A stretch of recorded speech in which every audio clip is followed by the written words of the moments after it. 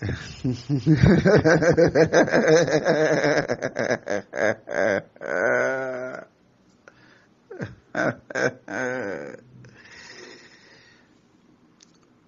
raconte et on déraconte des histoires, des mythes, des mythologies. On pense que les histoires étranges permettent de connecter intuitivement l'être à la vérité de son être. Les histoires, elles sont partout dans les Écritures saintes, sous forme de métaphores, de paraboles, de faits d'une étrangeté formidable. Alors écoutez cette histoire. C'est une histoire bien étrange. Une histoire si étrange qu'elle pourrait se retrouver juste là, à côté de vous, là où vous vivez, dans le pays qui est le vôtre. Mais ne vous en faites pas. Notre histoire nous porte et nous transporte vers des contrées tellement inconnues que connues et nous fait atterrir dans une très grande cité. Lorsque vous longez l'ouest du grand continent, vous trouvez le pays de la terre, Gaïa, un pays, une terre très connue. À une époque de l'année, et toujours à cette époque de l'année-là, bizarrement et curieusement, on remarque que l'animation humaine baisse considérablement.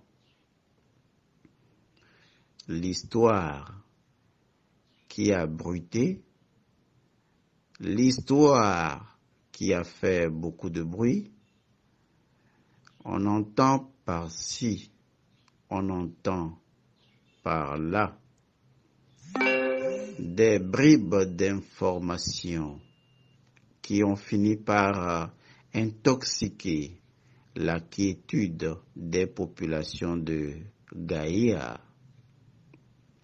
Et alors, ce qui semblait n'être que de la simple fumée a priori, s'avère à posteriori avoir un feu bien réel en dessous.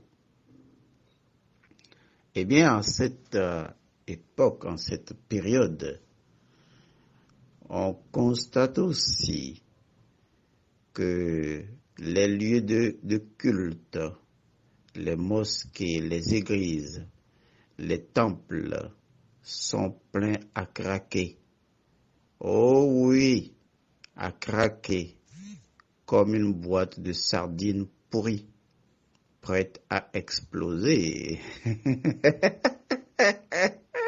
Pourquoi? Et je vais vous le dire. Au sud de Gaïa, le grand sorcier Zoprapra circule allègrement, car il est celui qui organise le grand sabbat annuel des sorciers. En quelques secondes seulement, ou moins que cela, quelle perception fruitée!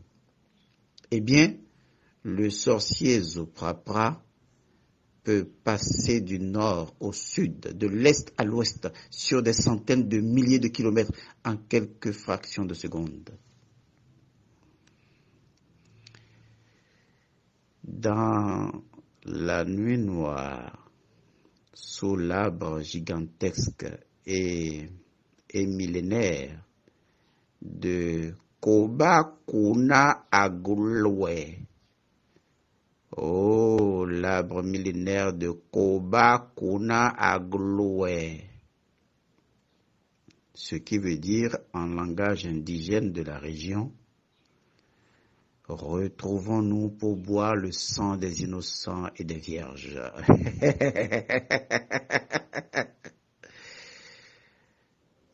Kobakuna Agulwe. Retrouvons-nous pour boire le sang des innocents et des vierges. Le chef de la loge noire de Gaïa, le souverain sorcier, grand sorcier, Ani Pulpanpei, va faire mourir de façon assez bizarre des personnes choisies dans le pays en scellant leur sort de magie noire, de nécromancie et de nigromancie. Vérité ou mensonge, qui pourrait le dire?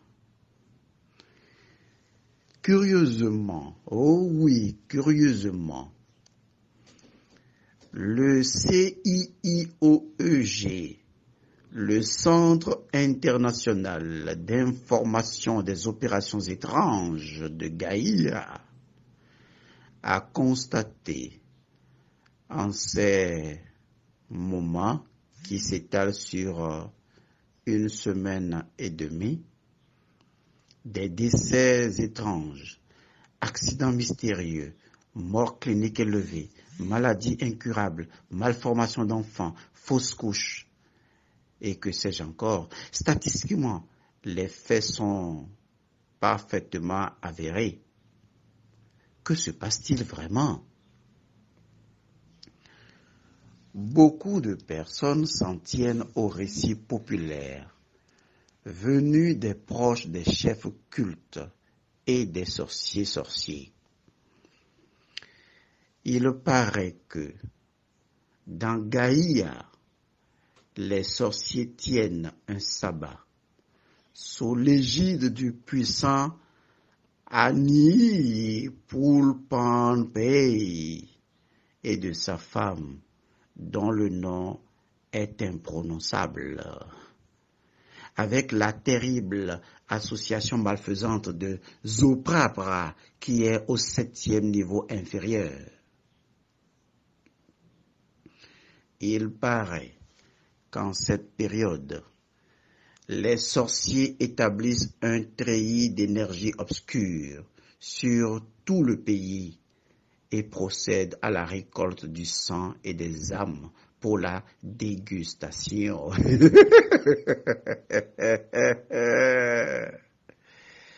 Mais encore, oh oui, mais encore, qu'il ne vous coûte rien, et ça c'est une mise en garde, qu'il ne vous coûte rien de faire bien attention à votre propre calendrier et de bien observer.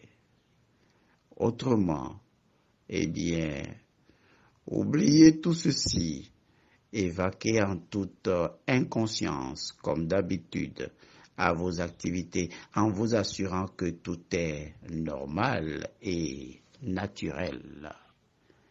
Seulement, il y a pourtant, dans la zone résidentielle du quartier dénommé le domaine des arbres, une maison, oui, une maison bien cachée, une maison mystiquement protégée. C'est la résidence d'un homme, tout aussi étrange. Un homme habitant de Gaïa, il se prénomme Amazé. Oh, Amazé. Amazé est hautement craint par Zoprapra, le sorcier maléfique. Il paraît que la maison de Amazé serait entourée d'un ensemble d'arbres, parmi lesquels se trouverait un arbre mystique qui porte un nom assez étrange, un nom que les sorciers même craignent. Certains se proposent de l'appeler Khedemaje ou Khedemazé, ou tout simplement Beleti. Que nous cache alors Amazé derrière sa maison voilée par les arbres? Curieusement curieux, n'est-ce pas? Étrange, n'est-ce pas? À bientôt.